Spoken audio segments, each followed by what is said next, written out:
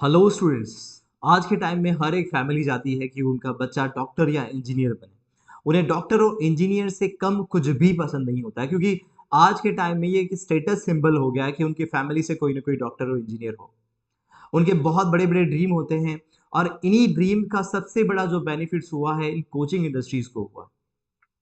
पूरे देश से 5 लाख से ज़्यादा बच्चे क्लास 10th या 12th के बाद आईआईटी और नेट की प्रिपरेशंस करने के लिए कोटा में जाते हैं।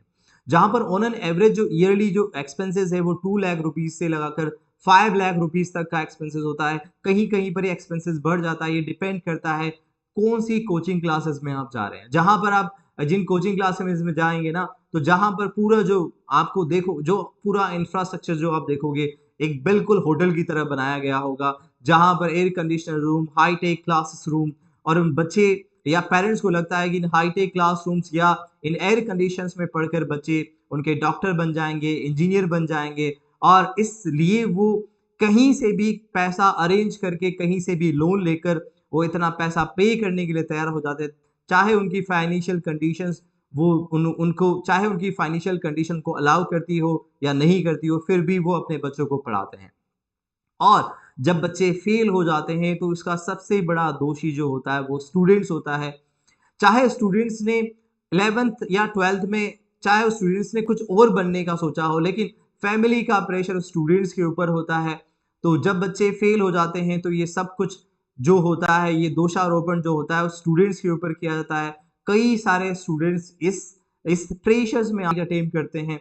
तो स्टूडेंट्स और कई कई फैमिलीज़ तो ऐसी होती है कि नेट वगैरह में अगर आपकी रैंक अच्छी नहीं है, तो वो अपने बच्चों को प्राइवेट मेडिकल इंस्टीट्यूशंस में पढ़ाने के लिए तैयार हो जाते हैं। जहाँ पर एमबीबीएस के लिए ईयरली अगर आप अगर जहाँ एमबीबीएस की पूरी फीस के लिए 1.5 करोड़ से लगाकर 2 करोड़ रुपए तक के खर्च चुकाने के लिए वो पे करने के लिए रेडी हो जाते हैं।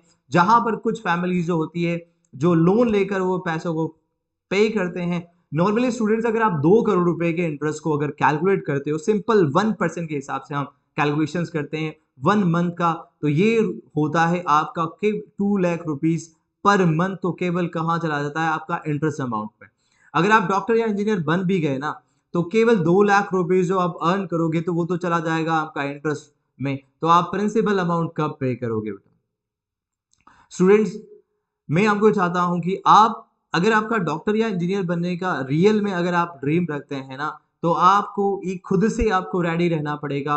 क्योंकि हम जिस लोकेलिटी में मैं रहता हूँ, वहाँ राजस्थान का एरिया, हमने रिसेंटली यहाँ के न्यूज़पेपर में भी देखा था कि एक चरवाहा जो बकरी चराने वाला एक स्टूडेंट था, उसने नेट एग्ज़ाम क्लियर किया। ऐसे बहुत से एग्ज़ाम्पल्स हैं, जिन बच्चों के पास इतनी फैसिलिटीज़ नहीं होती है, वो भी ये एग्ज़ाम को क्लियर कर लेते हैं। तो कोटा में जाने पर ऐसा नहीं है कि वो आपके ऊपर कोई मैजिक करेंगे और आप आईआईटी और नीट की सीट निकाल लेंगे, ऐसा नहीं है।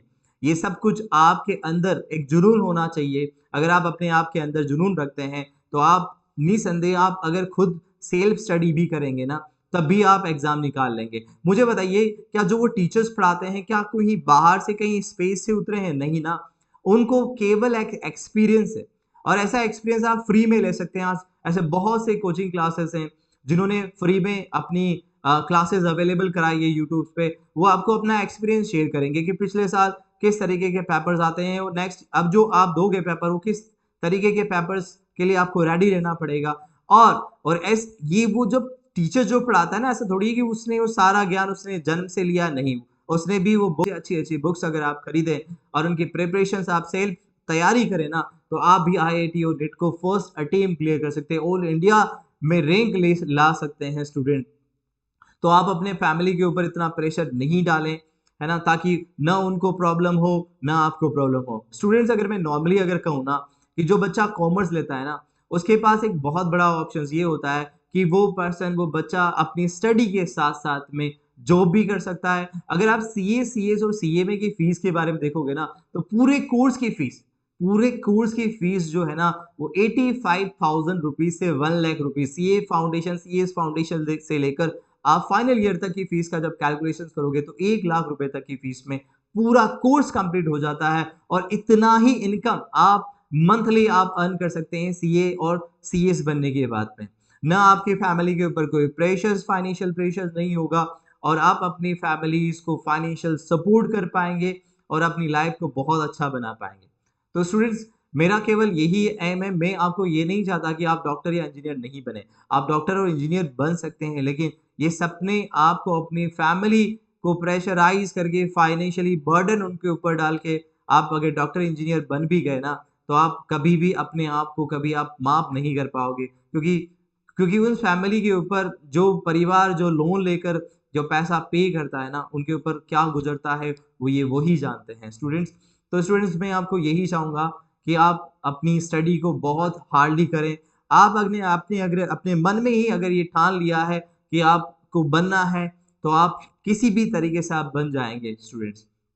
तो मेरा सब बच्चों को यही एक संदेश है कि आप अपनी प्रिपरेशंस को बहुत अच्छी स्ट्रांगली आप प्रिपरेशंस करें, और आपको कोई भी रोक नहीं पाएगा। ये मेरी वेल विशेस है आपको। अगर आपके कोई भी इस तरीके के कमेंट्स वगैरह हैं या कुछ भी हैं आपके क्वेश्चंस, तो आप मुझे कमेंट बॉक्स में लिखकर बता सकते हैं। मैं आपको ज़रूर रिप्लाई करने की कोशिश करूंगा। Thank you students.